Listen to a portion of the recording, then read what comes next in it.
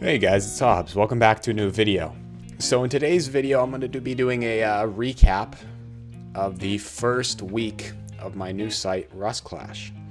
Now, as many of you guys know, I'm pretty transparent with this stuff.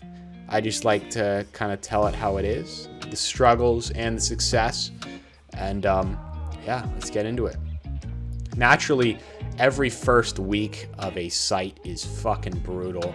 There's always exploits, there's always shit breaking, and we did account for that going into it. As a result, we didn't do pretty much any advertising in terms of YouTubers. We kind of wanted to use a core base of users to find exploits, find bugs, so that the main population wouldn't be affected.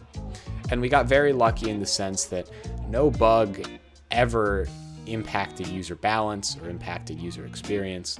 All the exploits we did experience were kind of detrimental to the site, if that makes sense. And my philosophy is 100% of the time, I would always rather personally take the hit than have a user take the hit, just as it always reflects very negatively if a user has a poor experience. And I will always take that bullet for the user because it's my site. And that's kind of how it works. All right, so let's get into it. So the first day went pretty well. It was good to get it up. We hit about 100 players on the site at once, and the feedback was pretty good. After that first day, we enabled a live drop feature, so you could see all the skins being unboxed in case battles. We also just did some minor UI things and changed kind of how the site navigates, I think, to the better. And day two came with a massive exploit. There were some, I'd call them white hat hackers, came onto the site and wiped the entire store.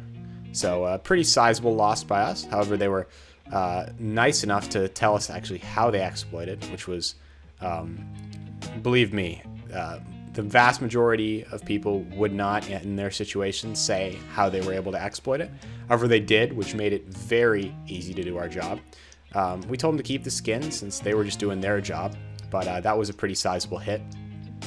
The next day, we had another exploit where, and I'll tell you the exploit for the first one. You were able to send a request to the server for negative cases. Essentially, say you pay $13 for a case, you'd send a request for a negative case, and your balance would add $13. Essentially, an infinite money glitch.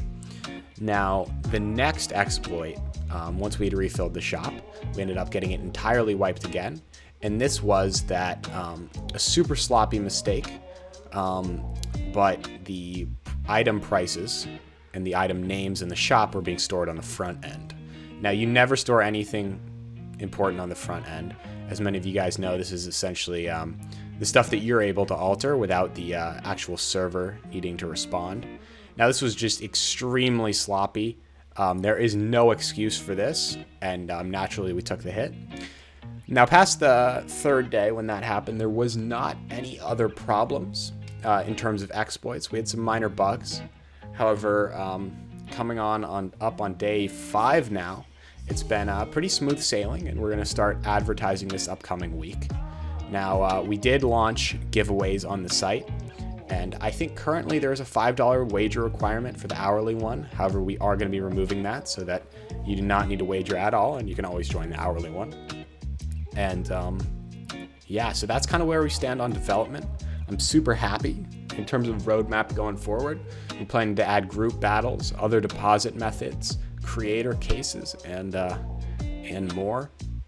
Now, looking at the site right now, I'd say without a doubt, the strong point is the unique nature, right? We are the only case and case battle website out there for Rust. That with the fact that our shop has 0 overvalue and a 0 wager requirement, not to mention 25% bonuses on Bitcoin, and Bitcoin and other cryptocurrencies for that matter. So in a large part, our shop is the best spot if you're trying to buy Rust skins or get Steam balance and sell Rust skins, just because you're not seeing there's plenty of sites, Rust Chance, Rust Reaper, Rusty Saloon, they all have overvalue on their shop. However, we keep a flat rate. And so I think that's definitely a strong part, definitely allowing the users to keep the maximum amount of money. Not to mention, we have the highest affiliate rate back. We give 1% of all bets under someone's code, and that builds up really fast. And yeah, no, I look forward to the future. Ton of stuff coming. Just wanted to give a quick recap to you all. I think good things to come, and as you guys know, I'm a big fan of transparency.